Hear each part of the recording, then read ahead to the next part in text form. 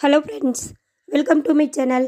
இன்றைக்கி வீடியோவில் பாருங்கள், முட்டை பப்ஸு எப்படி செய்யலான்னு பார்க்கலாம் வாங்க.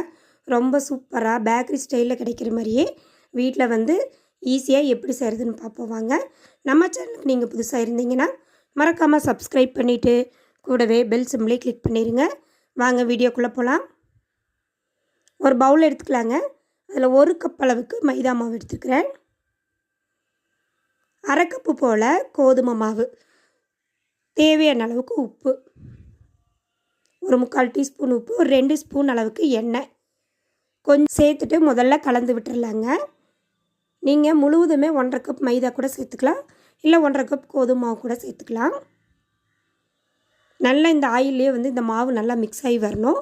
நல்லா மிக்ஸ் பண்ணிவிட்டு கொஞ்சம் கொஞ்சமாக தண்ணி சேர்த்துட்டு நல்லா சப்பாத்தி மாவு பதத்துக்கு பிசைஞ்சு எடுத்துக்கோங்க. பாருங்கள், இந்த அளவுக்கு சாஃப்டாக இருக்கணும். இது அப்படியே ஒரு தட்டு போட்டு மூடி ஒரு அரை மணி நேரம் அப்படியே ஊறிட்டுருக்கட்டும். இப்போ நம்ம உள்ளே வைக்கிற ஸ்டஃபிங் ரெடி பண்ணிக்கலாங்க.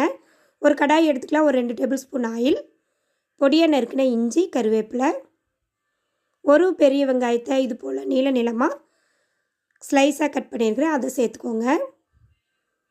நல்ல பெரிய வெங்காயமாக நான் எடுத்துருக்கிறேன். நீங்கள் 2 பெரிய வெங்காயம் கூட எடுத்துக்கோங்க.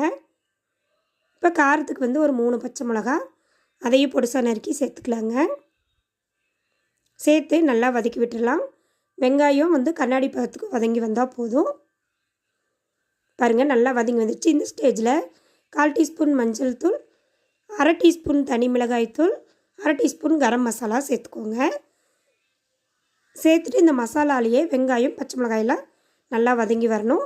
இந்த அளவுக்கு வதங்கணும். சிம்மில் வச்சுட்டு வதக்குங்க. பாருங்கள், இந்த ஸ்டேஜில் ஸ்டவ் ஆஃப் பண்ணிடலாம்.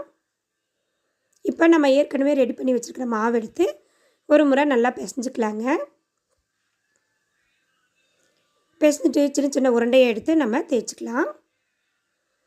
கொஞ்சமாக கோதுமை மாவு ஆட் பண்ணிவிட்டு தேய்ங்க. நல்லா பருத்தி தேய்ச்சிருங்க. 2 புறமும் திருப்பி போட்டு இது போல் நல்லா எந்த அளவுக்கு லேசாக தேய்க்க முடியுமோ அந்த அளவுக்கு லேசாக தேய்ச்சி விட்டுருங்க. இது மேலேயே பாருங்கள், இன்னொரு உருண்டை வச்சுக்கிறேன். இதே சைஸுக்கு வந்து நம்ம தேய்ச்சி எடுத்துக்கலாங்க. நம்ம வந்து பேக்கரிகளில் கிடைக்கிற மாதிரியே நம்மளுக்கு வேணும்னா இது போல் லேயராக நம்ம தேய்ச்சி எடுத்துக்கலாம். எனக்கு வந்து 4 பீஸ் கிடச்சிது. 4 ஒரே சேஃபுக்கு தேய்ச்சி எடுத்துக்கணும். தேய்ச்சிட்டு பாருங்கள், ஒன்று மேலே ஒன்றா நம்ம அடுக்கிடுவோம். ஃபஸ்ட்டு ஒரு லேயர் வச்சு கொஞ்சமாக மாவு தேய்ச்சிட்டு இன்னொரு பீசஸ் எடுத்து இது மேலே வச்சுருவோம். கொஞ்சமாக ஆயில் அப்ளை பண்ணிக்கலாங்க.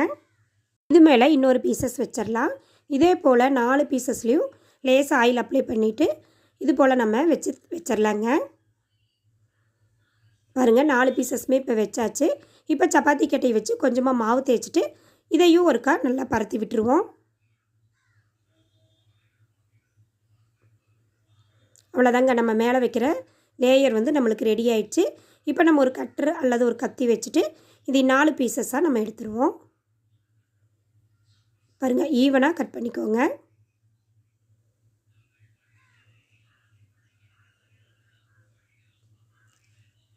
நான் வந்து ஒரு 4 முட்டை எடுத்து வேக வச்சு 2ஆக கட் பண்ணி வச்சுருக்கிறேன்.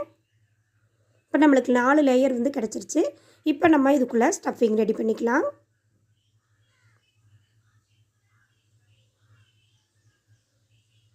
பாருங்கள், பார்த்தாலே உங்களுக்கு வீடியோவில் தெரியும் எவ்வளோ லேயராக வந்திருக்கு அப்படின்ட்டு. அப்போ தான் வந்து நம்ம பேக்கரி கடையில் கிடைக்கிற மாதிரியே பப்ஸ் வந்து நம்மளுக்கு நல்லா மொறுமொறுன்னு கிடைக்கும். பாருங்கள், இந்த ஒரு லேயர் எடுத்து லைட்டாக நம்ம தேய்ச்சி விட்டுட்டு நம்ம ஸ்டஃபிங்கை உள்ளே வச்சுக்கலாங்க. ஃபஸ்ட்டு வந்து வெங்காய மசாலா நம்ம வதக்கி விட்டோம் இல்லைங்களா, அந்த வெங்காய மசாலாவை கொஞ்சமாக வச்சுட்டு எக்கில் வந்து பாதியாக கட் பண்ணியிருக்கிறேன், அதையும் வச்சுட்டு ஃபஸ்ட்டு இந்த 2 சென்டர் பீஸை சேர்த்துக்கலாம். 1 டீஸ்பூன் மைதா எடுத்து கொஞ்சம் பேஸ்ட்டாக ரெடி பண்ணி வச்சுருக்குறேங்க. அதை வந்து இதோட ஓரங்களில் நம்ம அப்ளை பண்ணி விட்டுடலாம். பண்ணிவிட்டு இதை ஜாயின் பண்ணி விட்டிங்கன்னா ஜாயிண்ட் ஆகிக்கும். இப்படியே கூட நீங்கள் அவன் அல்லது வந்து இட்லி பானையில் வேக வைக்கிற அப்படி இருந்தால் இப்படியே கூட நீங்கள் வேக வச்சுக்கலாம். நான் வந்து ஆயிலில் தான் போட்டு எடுக்கிறேன். அதனால் வந்து இப்போ 4 முனையும் நான் வந்து ஒன்று ஜாயின் பண்ணிக்கிறேங்க. பாருங்கள், இது போல் இந்த சென்டர் பகுதியிலும் கொஞ்சமாக மைதா பேஸ்ட் அப்ளை பண்ணிவிட்டு 2 கொனையும் சேர்த்து விட்டுறலாங்க. இது போல் மிச்சம் இருக்கிற 4 லேயருமே நான் ரெடி பண்ணிட்டேன். அவ்வளோதாங்க. நம்மளுக்கு பேக்கரி கடையில் கிடைக்கிற மாதிரியே முட்டை பப்ஸோட ஷேப் வந்து நம்மளுக்கு வந்துருச்சு. ஃபுல்லாக அது போல் வராது, கொஞ்சம் ஷேப் டிஃப்ரெண்ட்டாக தான் வரும். இருந்தாலும் டேஸ்ட் வந்து அதே போல் வருங்க. அவ்வளோதாங்க, 4 லேயரையும் நான் ரெடி பண்ணிட்டேன். இதுக்கு மேலே பார்த்திங்கன்னா முட்டையை நல்லா அடித்து எடுத்துகிட்டு இதுக்கு மேலே கொஞ்சமாக அப்ளை பண்ணி விட்டுடலாம். 2 புறமும் நல்லா ப்ரெஸ் வச்சுட்டு அப்ளை பண்ணி விட்டுருவோம். இப்போ கடாயில் பாருங்கள், ஆயில் நல்லா ஹீட் ஆகிடுச்சு. நம்ம ரெடி பண்ணி வச்ச பப்ஸை சேர்த்துடலாங்க. அடுப்பை வந்து சிம்மில் வச்சுக்கோங்க. வச்சுட்டு 2 புறமும் நல்லா திருப்பி திருப்பி போட்டிங்கன்னா நல்லா வெந்து கோல்டன் ப்ரௌன் வரும். அந்த ஸ்டேஜில் நம்ம எடுத்துக்கலாங்க. அவ்வளோதாங்க, சூப்பரான நம்மளுக்கு முட்டை பப்ஸ் ரெடி ஆகிடுச்சு. நல்லா பேக்கரி கடையில் கிடைக்கிற மாதிரியே டேஸ்ட்டில் இருந்துச்சு. ட்ரை பண்ணி பாருங்கள்.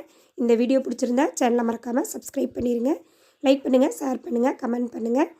பாருங்கள், உள்ளே எல்லாம் சூப்பராக வெந்திருக்கு. டேஸ்ட்டும் சூப்பராக இருந்துச்சு. ட்ரை பண்ணி பாருங்கள்.